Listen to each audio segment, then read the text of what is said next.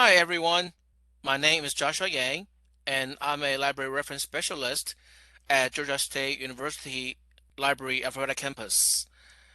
And joining me today are Lynn Davis, Library Assistant 3 from Downward Campus Library, Kristina Lang, Reference and Instruction Librarian from Downward Campus Library, and Lindsay Wong, Reference Library Specialist from Downward Campus Library. And we are going to share about what we learned and kept from early pandemic programming. So for this presentation, we're going to discuss about what we have done to reach out to students during pandemic, including online library orientation, early semester workshops, welcome days and movie nights, and board game nights.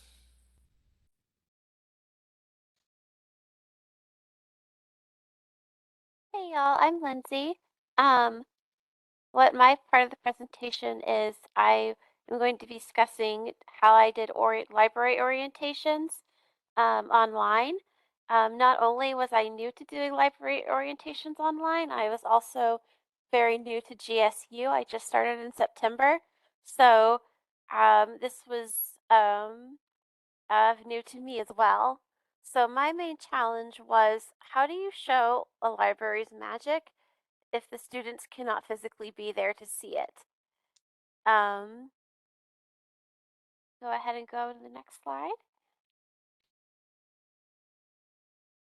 So I noticed when I observed that many students I saw are shy and they don't want to turn their cameras on usually during online workshops and orientations and things. Um, This means for us that the social cues that we would usually use to look to see if a student is understanding information is not always going to be there visibly.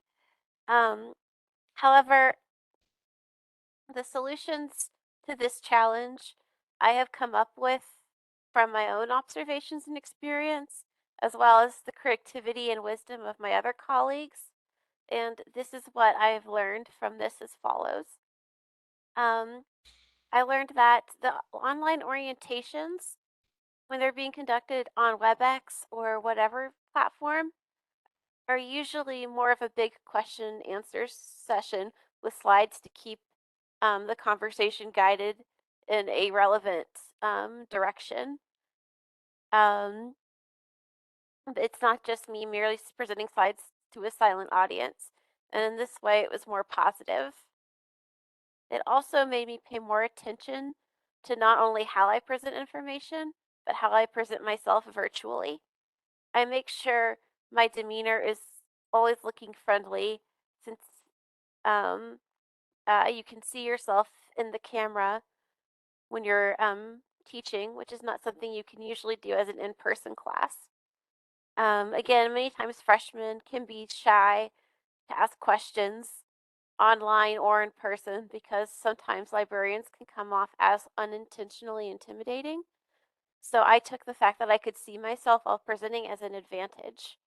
And that's one thing I learned in general with doing library orientations is use the technology to your advantage. It's not an obstacle. Another example of using the technology to my advantage when I was teaching these library orientations is that most of library resources are digital and we are presenting the library digitally to students. Um, so this could be looked at as another positive.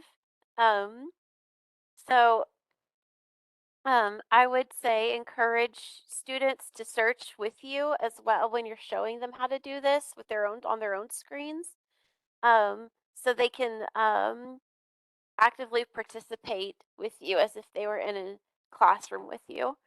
Again, we want to make sure that students aren't just viewing this as a movie they're watching and they can just passively do something else while you're presenting. You want them to be actively participating, just as if they were in a regular classroom. And to sum it up, um, you can go to the next slide. To sum it up, You don't have to be a tech guru to show the library's magic virtually. The technology may be artificial, but helping a student learn will always be real no matter the medium. And it is our job as librarians and teachers to make sure that even though there's distance between us and students, that the connection remains close.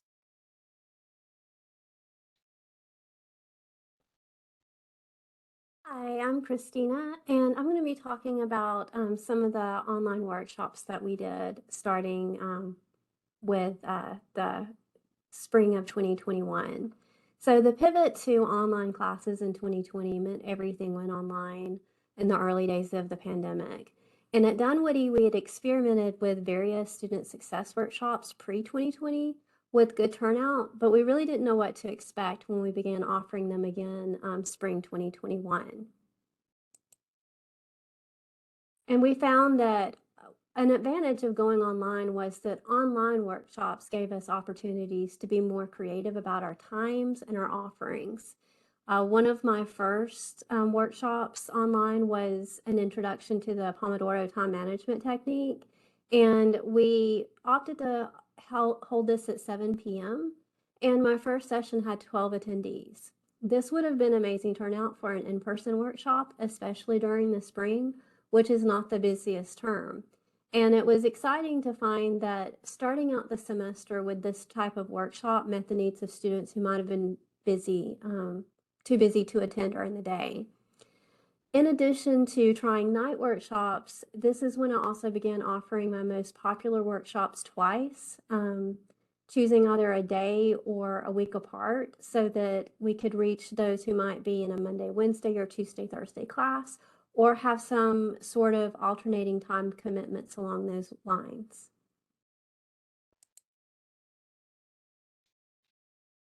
And once we saw that the Pomodoro time management theme was popular, we also gave students a chance to practice this method with Pomodoro Cafes, which was a virtual study hall accountability session.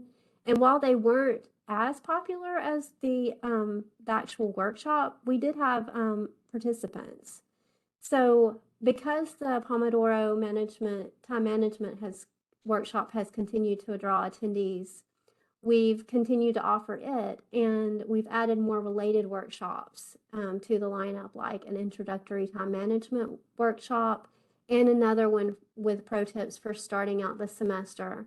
And both of these are offered early on in the semester to appeal to those students wanting that early connection with us in the library. So overall, some lessons learned from our online workshops, especially those early semester ones, are one, don't be afraid to experiment with new topics. We changed our topics a lot from 2020 to 2021. And my time management theme came from some videos that I did in 2020. And since those topics were still relevant to students when we restarted the workshops online, um, we tried that out, and they were popular and continue to be. Um, so it was worth taking a chance on. Second, be creative with timing. We guessed that students tuning in from home might want later workshops, and we were right. I Number three, start early. Planning ahead and figuring out what programming, including workshops, need to start early in the semester and staggering that to reach those enthusiastic students can really pay off.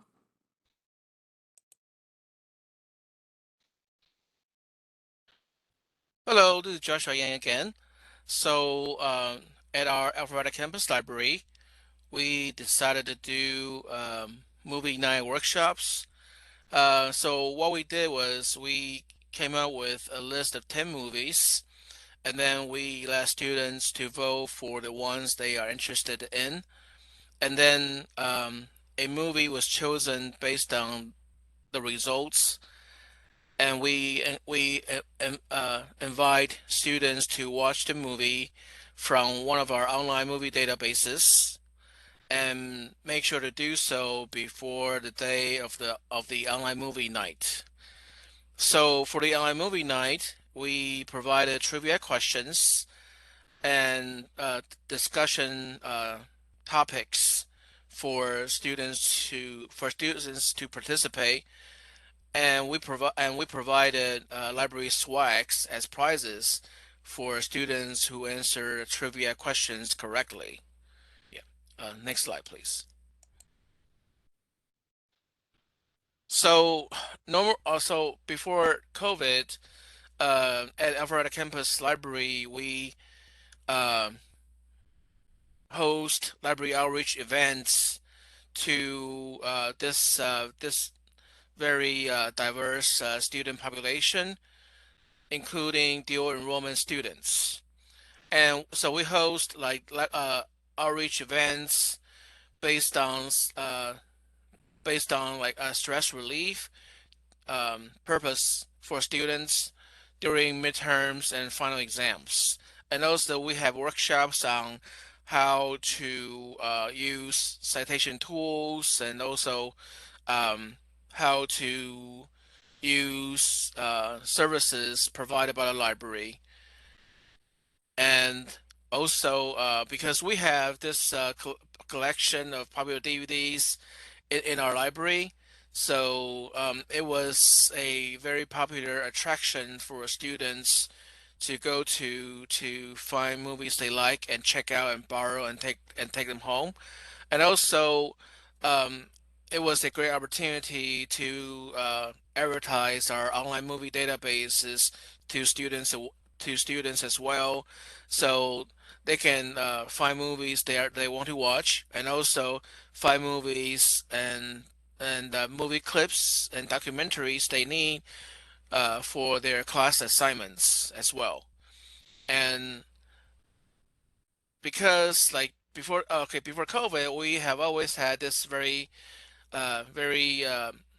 healthy and a variety of library swags to give to students through various like outreach and workshop opportunities. So yeah, so we have those also helps to attract to students as well. Next slide, please. And then unfortunately, like COVID came, well, still here, and well, in a way. Um, so everything was shut down, and all classes moved to online. So instead of seeing students face to face, we had to come up with ways to reach out to them and to connect them in hopes of maintaining a sense of community with students during COVID. And so take we hosted two movie nights. For the first movie night, a few students participated, and they and they rather enjoyed that a lot, which was a good sign to see, because even though it was online, but to see some students showed up to participate and to answer trivia questions and to have a very lively and positive discussion on some of the questions that we provided them with during the workshop, during the movie night, was it was a very encouraging sign to see. And next slide, please. So here at Alpharetta Campus Library, what we have learned from hosting movie nights and workshops are um, it it takes a while for people to accept new ideas. In this case, students at first they were reluctant to participate in like online events, because this is a whole new area for them, and also for us at the library as well. But eventually, they started to take this opportunity and any opportunity that the library can provide to learn about what resources they can utilize and take advantage from, whether for um, leisure or for their classes during COVID. And also, it is a great idea and a win-win situation to work with people from other departments on campus, such as student life office, to help promote library outreach events and workshops. And finally, we also learned that uh, some students might not have time to participate in like live uh, movie nights events or live workshop events, but they do go to our recordings later for those workshops that took place. Um, Mostly because due to schedule conflict, they could not participate um, at at that given time of any workshop. But some of them do go back to our recordings in hopes to learn anything useful for their personal for how to take advantage of tools from the library's homepage. So recording is important. Also helps to uh, keep people connected at a later time. Yeah.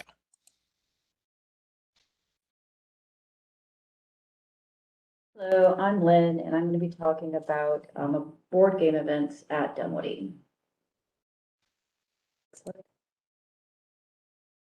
So, before COVID, Dunwoody campus regularly hosted board game afternoons. Dunwoody is a commuter-only community college, which has a pretty significant impact on student life opportunities. Students don't regularly stick around on campus after scheduled classes, so anything that's hosted needs to be happening earlier in the day.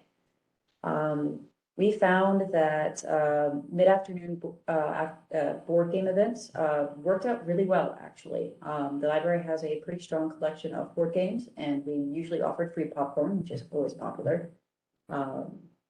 These were usually moderately successful, with at least 2 or 3 groups playing, and often more. Next. However, during COVID, these board game nights were not possible anymore. So we tried to pivot our board game events online. We opted to do them later in the evening, figuring that would be a time people were more likely to be just kind of done with work for the day and ready to do something more fun. We did this with a monthly online board game night via Discord, which is a voice and video chat software, and Board Game Arena, which is a online platform that hosts a bunch of virtual board games to play. These were never quite as popular as the in-person events, but they did regularly pull a handful of students from several different campuses. The early ones also more or less functioned as team building because we only had colleagues show up for the first 2. Fortunately, we were able to partner with Student Life to get the word out and pull in more students. Next slide. Now that we're back face to face, participation has died off. Students really do prefer face-to-face social activities over things that are strictly online whenever possible. We do have people playing board games in Dunwoody again. Next slide. So what we learned, getting out the word purely online is really hard. People don't like to read emails. They get a lot of them and they just kind of skim over a lot of them. But it is possible. You can do it. We did manage it. The students did enjoy themselves at these board game nights. We did have people come back multiple times, but they do in the end have a preference for face-to-face when possible. this could be a really good sort of outreach program for online only students. The online only cohort is ever growing and outreach to them is notoriously difficult. But if we can figure out how to drum up interest, I think that it would be a great way to form community between our online students. So that sums up our presentation. Thank you for listening, and we look forward to your comments. And please enjoy the rest of the conference.